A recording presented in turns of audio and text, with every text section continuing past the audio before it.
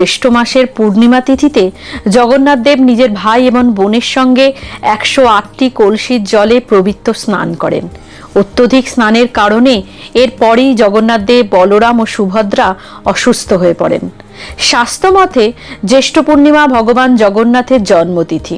জগন্নাথ ধামে ভগবান বিষ্ণু জগন্নাথ দেব রূপে বিরাজ করেন।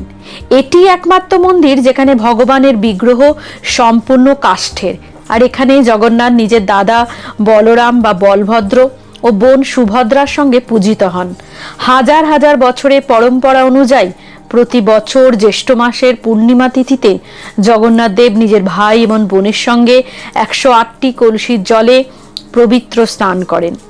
পৌরাণিক ধ্যান ধারণা মতে অত্যধিক স্নানের কারণে এরপরই জগন্নাথ দেব, বলরাম ও সুভদ্রা অসুস্থ হয়ে পড়েন, যে কারণে একান্তবাসে থাকতে হয় তাদের। এরপরই অত্যধিক স্নানের কারণে